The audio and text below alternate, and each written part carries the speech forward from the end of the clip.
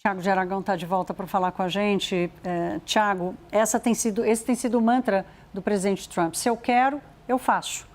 Se faz sentido, se viola a legislação interna, externa, né? I don't care. Estou até errando no inglês aqui. I don't care.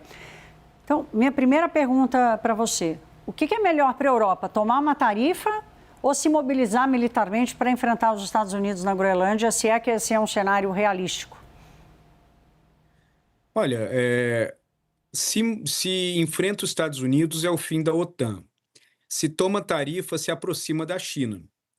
Então, é um jogo que os Estados Unidos não têm uma vantagem clara. Aliás, isso que está acontecendo agora é o sonho de consumo da Rússia e, consequentemente, da China. Quando você desenvolve um ataque ao próprio sistema imunológico da OTAN, onde ele começa a se atacar e debilitar a sua capacidade de gerar consenso, isso é tudo que a Rússia quer.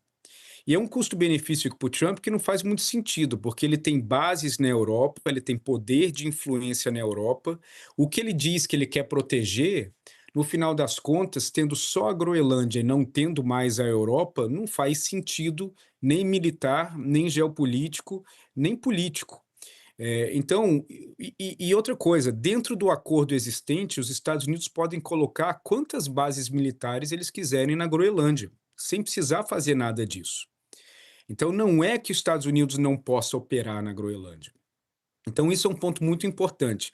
Um outro ponto que é extremamente importante é que a maioria dos submarinos e dos navios militares russos, para eles chegarem no Atlântico, eles precisam passar pela Groenlândia, pela Islândia e pelo Reino Unido, por essa costa, né? Que se chama, em inglês, o GI-UK Gap, né? Que é um caminho que você passa do Báltico até chegar nessa região. E existe uma cooperação muito forte entre os governos da Dinamarca, o governo da Islândia e o governo do Reino Unido para monitorar esse acesso. A possibilidade que existe agora é de isso ficar às escuras, dos Estados Unidos perder a capacidade de monitoramento dessa região por conta dessas ações na Groenlândia. Então, o custo-benefício é horrível para os Estados Unidos, em todas as esferas. A Europa entre a cruz e a caldeirinha, como a gente costuma dizer aqui no Brasil, Tiago. Tiago, o quanto você está em Washington, o Tiago fica em Washington, nos Estados Unidos, o quanto gente séria leva Trump a sério sobre a Groenlândia e que cenários traçam? Pouca gente leva a sério em relação à Groenlândia. Muita gente acha que não existe a necessidade dessa ação em relação à Groenlândia. Outras pessoas acham, e muitos republicanos acham que isso é um desvio de atenção, que existem outros temas que precisam ser voltados, até mesmo temas geopolíticos. Fica um pouco perdido quais são as prioridades. No início do governo falou muito que a prioridade era a contenção da China. Hoje está uma coisa meio embaralhada, até que ponto a China ela está se prejudicando ou se beneficiando dessas ações. No fim, é uma leitura que o Trump faz sobre o controle da Groenlândia, onde o Trump ele mostra as suas cartas numa velocidade muito alta. E isso reduz muito o espaço de manobra dele depois que ele toma determinadas ações e das coisas que ele diz, onde um recuo pode ser visto como uma fraqueza. Então, o grande problema é que ele acelera muito as suas ações e depois ele fica refém das próprias promessas. E, para ele sair dessas promessas, pode ser interpretado como fraqueza, pode ser interpretado como aquilo que o Trump sempre desiste, e hoje ele ganhou uma confiança especial com a ação na Venezuela. E essa confiança especial na ação na Venezuela, aliado ao desejo de ocupar o espaço do noticiário, que seria ocupado pelos escândalos do Jeffrey Epstein e de outros, com temas como Groenlândia, como Venezuela, como Irã, para ele vale muito a pena. É uma demonstração de poder, é uma demonstração de força, e depois nós vemos o que acontece em cima disso.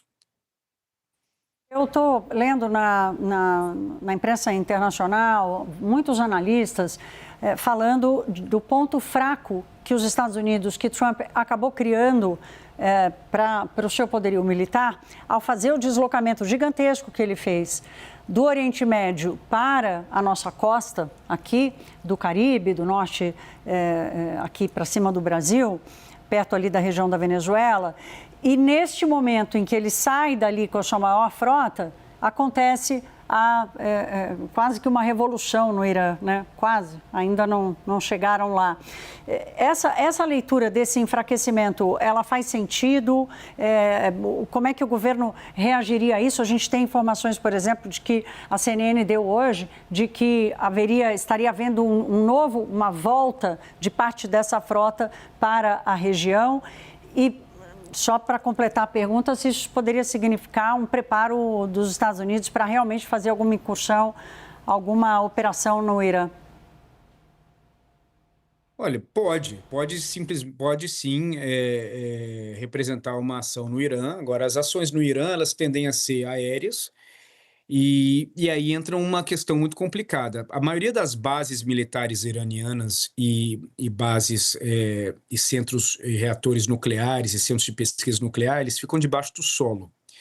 Então, ou Trump ele mandaria bombardear cidades, o que teria um efeito negativo por conta dos protestos e onde a maioria dos mortos seriam civis, né? E hoje está muito bem separado a questão dos civis com a questão do governo. Ou seriam ataques que não teriam um impacto tão grande.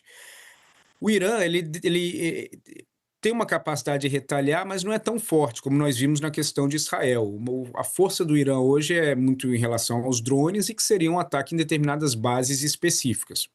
Agora, o deslocamento para a Venezuela não fez muito sentido prático e sentido militar.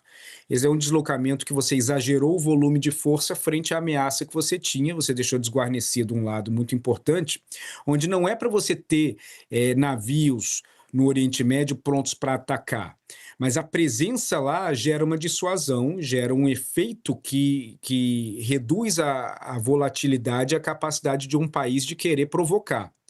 Voltando agora, é meio que assumir um erro que foi feito, pode levar a um ataque ou não, mas principalmente voltando, colocando as peças de volta no lugar.